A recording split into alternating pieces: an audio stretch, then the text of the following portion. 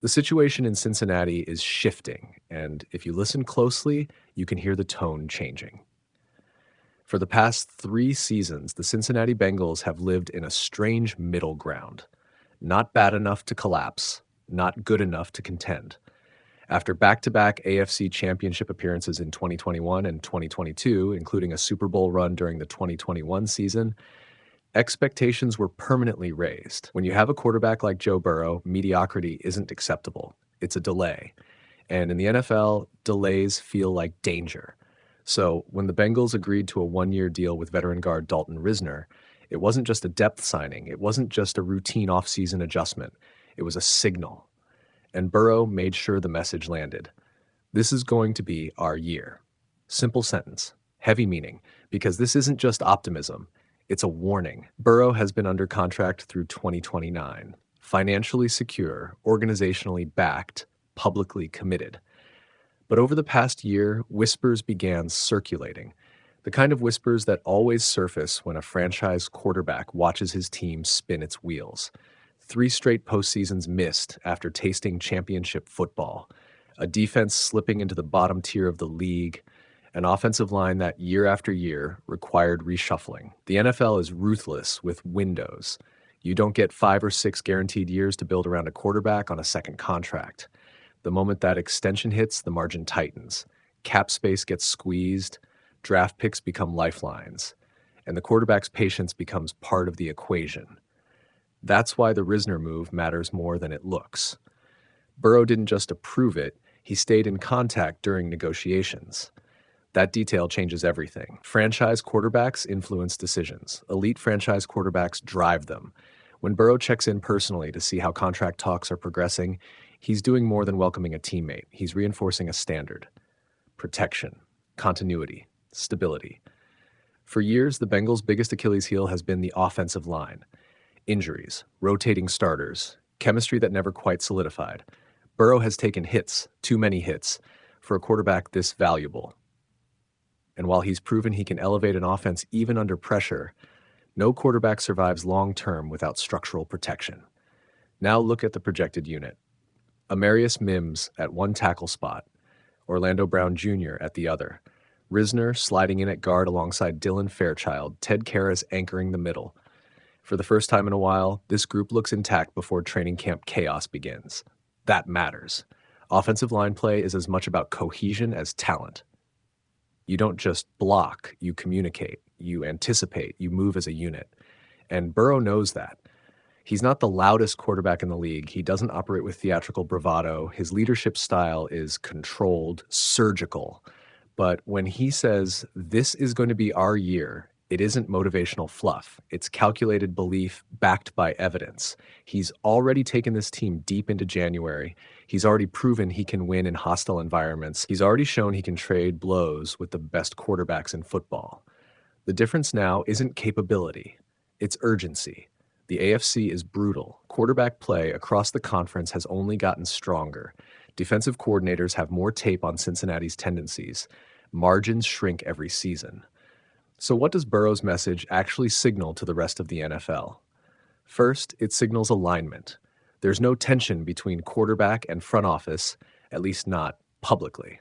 Rumors about Burrow's long-term satisfaction have floated around because that's what happens when elite quarterbacks miss the playoffs.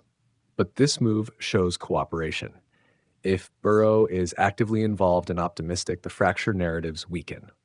Second, it signals confidence in internal growth. The Bengals didn't make a flashy splash signing at a skill position. They reinforced the trenches. That's a team acknowledging that the core stayed, Burrow and the offensive weapons is good enough. The priority is sustainability. Keep the quarterback upright, establish balance, reduce volatility. Third, it signals accountability. When a quarterback sends that kind of message after a roster move, he's not just talking to teammates, he's talking to himself. Expectations are now verbalized. There's no hiding behind development excuses. No more wait until next year energy. The message sets a bar. And here's where it gets interesting. Cincinnati still has cap space. That flexibility matters because the defense has quietly become the bigger problem. Over the last few seasons, the Bengals' defensive metrics have slipped toward the bottom of the league. Missed tackles, coverage breakdowns, inconsistent pass rush. The offense can score with anyone when healthy, but playoff football is about complementary strength. Burrow can control tempo. He can orchestrate late-game drives, but he can't fix defensive inefficiency. So if the Bengals are serious about that our year declaration, the next wave of moves likely targets that side of the ball. Depth at corner, rotational pass rush help, interior disruption, smart mid-tier signings that don't cripple future flexibility, but stabilize weekly performance. What makes Burrow dangerous, and why the rest of the NFL should pay attention, isn't just his arm talent. It's his composure under stakes. He doesn't shrink in big moments, he accelerates. We've seen it before. When Cincinnati went on that Super Bowl run, they weren't the overwhelming favorite. They were opportunistic, resilient, and fearless in tight games. Burrow operated like a quarterback who expected to win, not one hoping to avoid mistakes.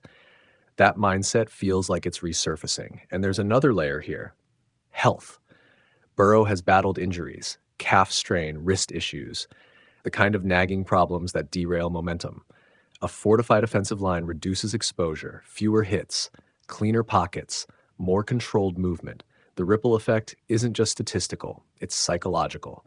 A quarterback who trusts his protection processes faster and plays freer. If this line holds, Cincinnati's offensive ceiling rises immediately. And remember, this is still a quarterback in his prime, under long-term contract. With playoff scars and championship experience, that combination is rare. The rest of the AFC doesn't need to panic, but they do need to recalibrate, because a focused, healthy Burrow with stability up front is different from talented Burrow surviving chaos. There's also something symbolic about the tone of his message. It's not defensive, it's not reactive. He's not responding to critics, he's not clapping back at rumors, he's projecting forward. Championship teams operate with forward pressure, the idea that the future is being built deliberately, not stumbled into. And if you're in that locker room hearing your franchise quarterback declare belief after a line signing, that matters. Offensive linemen rarely receive headline treatment, but they feel respect when the quarterback prioritizes them. That builds internal culture. It reinforces that winning isn't about highlight reels, it's about infrastructure. The Bengals aren't rebuilding, they're recalibrating. There's a difference. Rebuilding implies tearing down and starting over. Recalibrating means adjusting variables around a core you still trust. Burrow is that core. The front office knows it, the fan base knows it, the league knows it. The only remaining question is execution. Can the offensive line stay healthy? Can the defense rebound to league average or better? Can the team avoid the slow starts that have haunted them recently? If the answer to two of those three is yes, Cincinnati becomes dangerous again, quickly. Burrow's warning isn't loud.